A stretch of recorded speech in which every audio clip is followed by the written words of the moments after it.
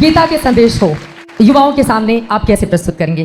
देखिए, हमें इंसान बनाती है गीता। तो आप अगर पूछें कि जीवन पर क्या प्रभाव पड़ा है गीता का, तो मैं कहूँगा जीवन ही गीता ने दिया है। प्रभाव किसी चीज पर तब पड़े जब वो चीज प्रभाव से पहले भी हो। जिनके जीवन में बोध साहित्य पहुंचा ही नहीं, मैं विनम्रता से कहता हूँ उनके जीवन की अभी शुरुआत हुई ही नहीं। तो गीता जीवन को बेहतर नहीं बनाती है, गीता जीवन देती है, गीता हमें पैदा करती है। तो इसीलिए बहुत सारे जानने वालों ने, महापुरुषों ने गीता को माँ कहा है कि वो हमें पैदा ही करती है। उसके पहले तो हम वैसे ही होते हैं जैसे इंसान का बच्चा पैदा होता है तो पशुवत होता है, जानवर जैसे होते हैं हम। जब जिंदगी में समझ आती है, बोध की गहराई आती है, ऋषियों का, ज्ञानियों का सानिध्य आता है, तब जाकर के हम अपने आप को इंसान कहलाने के लायक बनते हैं। तो वही मेरा काम है, सब तक गीता का संदेश पहुंचा रहा हूँ। और दुनिया के जितने भी उच्चतम बोध ग्रंथ हैं, मैं सबको गीता ही मानता हूँ। तो वो सब गीता ही है, अलग अलग परिवेश की गीता, अलग अलग भाषाओं की, अलग अलग संदर्भों की गीता है वो। तो वो लोगों तक ले जाना, और वो ले जाना इसलिए बहुत जरूरी है क्योंकि आज जो इंसान है, जिसको मैंने कहा कि पैदा तो वो जानवर ही होता है, उसके पास आर्थिक और नॉलेज की, सूचना की, तकनीक की ताकत बहुत आ गई है। उस तक अगर हमने समझ नहीं पहुंचाई तो वो पूरी दुनिया को ही तबाह कर डालेगा। तो इसलिए ये जो गीता मिशन है, ये आज सिर्फ जरूरी नहीं है, ये आज के युग की अनिवार्यता है, मैं ऐसा समझता हूं।